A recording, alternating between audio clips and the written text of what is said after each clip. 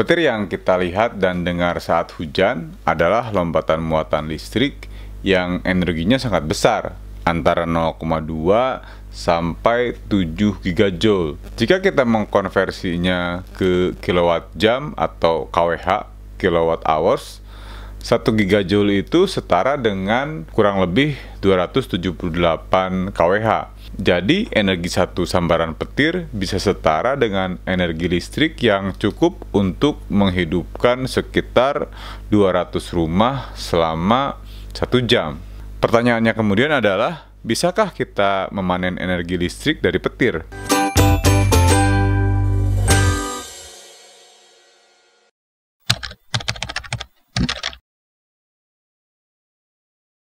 Petir merupakan gejala listrik alami dalam atmosfer bumi yang tidak dapat dicegah dan terjadi akibat lepasnya muatan listrik, baik muatan positif maupun muatan negatif yang terdapat di dalam awan.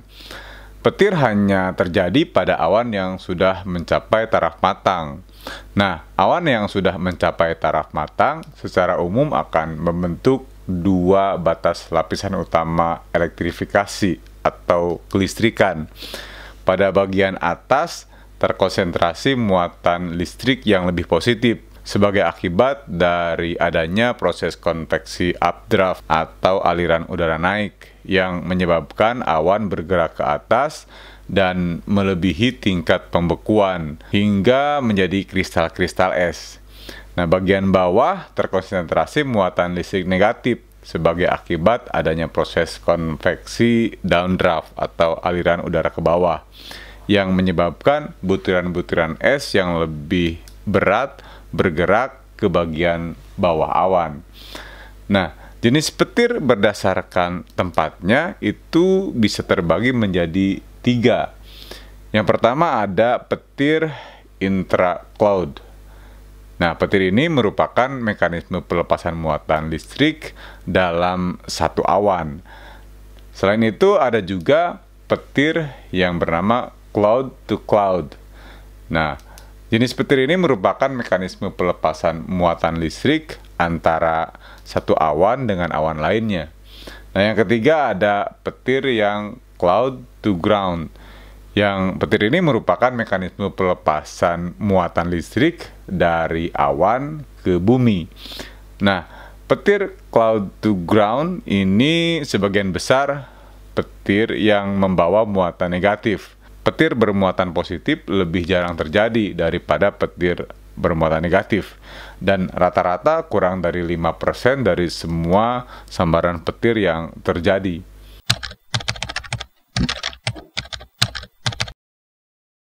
Sejak akhir 1980-an, ada beberapa upaya untuk menyelidiki kemungkinan pemanenan energi petir. Bagaimana tidak, energi yang dibawa oleh satu petir saja relatif besar. Namun, satu buah petir ini energinya terkonsentrasi di lokasi yang kecil dan dilewatkan selama periode waktu yang sangat singkat. Untuk dapat memanfaatkan energi petir, itu diperlukan teknologi yang mampu menangkap daya yang sangat tinggi, tapi dalam waktu yang sangat cepat. Energi yang terkandung dalam setiap sambaran petir sangat bervariasi. Ada sambaran petir yang sangat kuat, dan ada juga sambaran petir yang lebih lemah. Nah, variasi ini membuat sulit untuk merancang sistem penangkapan energi yang bisa bekerja secara efisien dalam semua kondisi. Jika energi dari petir terlalu tinggi, tentunya sistem penyimpanan energi mungkin tidak mampu untuk menampungnya dan bisa mengalami kerusakan. Namun sebaliknya, jika energi yang ditangkap terlalu rendah, sistem mungkin tidak bisa berfungsi atau tidak bisa menyimpan cukup energi untuk menjadi berguna. Petir tidak terjadi secara terus-menerus. Petir muncul secara sporadis atau di mana saja dan tidak bisa diprediksi dengan mudah. Ini juga tentunya tantangan lain yang harus dihadapi jika ingin memanen energi dari petir. Sebuah perusahaan energi alternatif bernama Alternate Energy Holding Inc. atau AEHI pada musim panas 2007 berupaya untuk menangkap energi dari sambaran petir.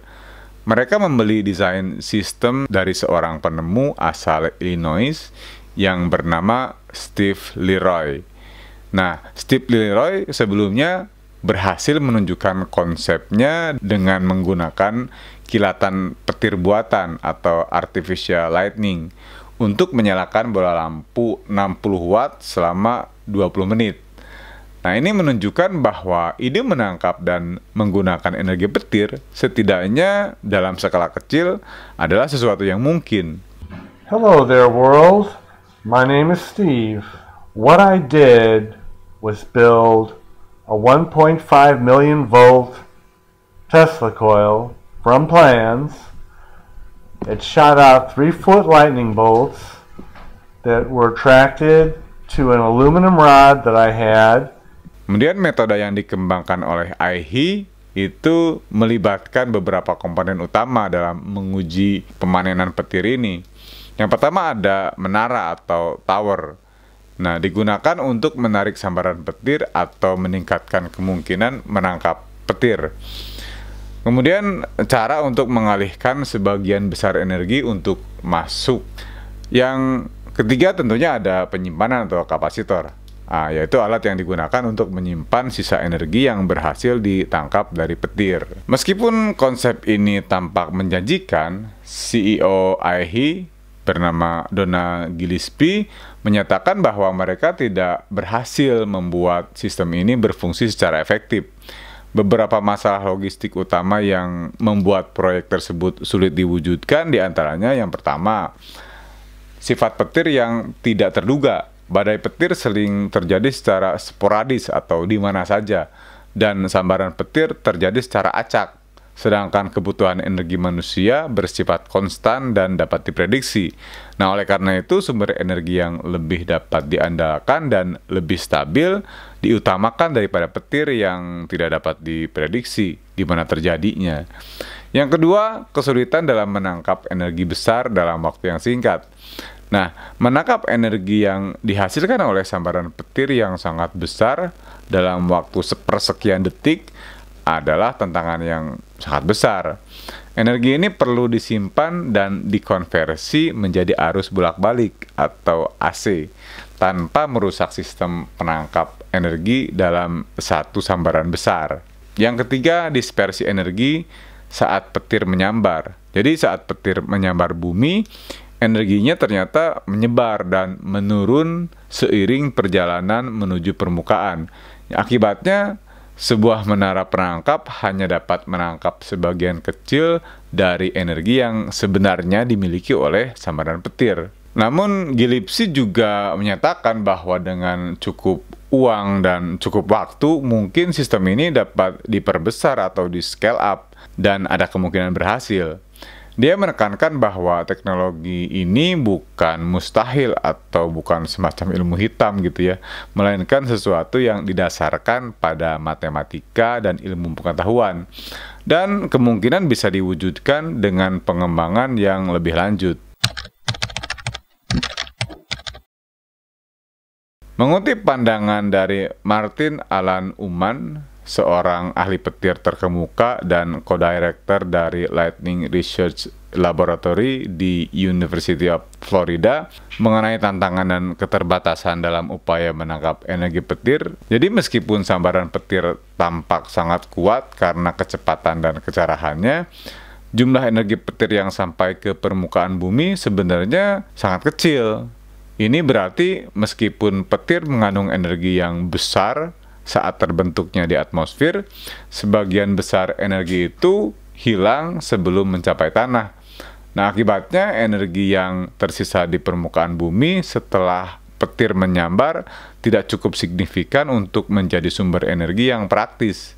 Uman juga menyatakan bahwa untuk menghasilkan cukup energi guna menjalankan hanya 5 bola lampu 100 watt selama setahun penuh, diperlukan puluhan menara penangkap petir seperti yang digunakan dalam sistem yang diuji oleh AIHI tadi. Ini menunjukkan bahwa meskipun kita bisa menangkap energi dari petir, jumlah energi yang bisa diperoleh sangat kecil dan tidak efisien. Uman menegaskan bahwa meskipun badai petir mengandung energi yang sangat besar, bahkan sebanding dengan energi dari sebuah bom atom, usaha untuk memanen energi petir dari permukaan tanah adalah tidak mungkin atau sia-sia, begitu menurut Uman.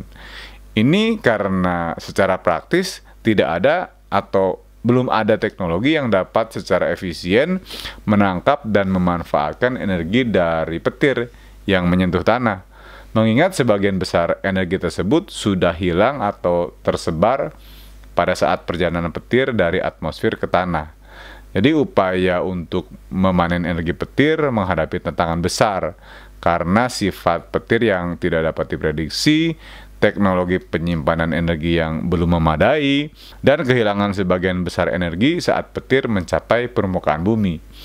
Meskipun potensi energi petir sangat besar, teknologi saat ini tidak mampu menangani muatan listrik besar dalam waktu yang sangat singkat, yang kemudian membuatnya sulit untuk dijadikan sumber energi yang bisa diandalkan. Beberapa eksperimen tadi telah menunjukkan ternyata hasilnya terbatas ya, dan meskipun optimisme tetap ada bahwa perkembangan teknologi di masa depan dapat memungkinkan pemanfaatan energi petir.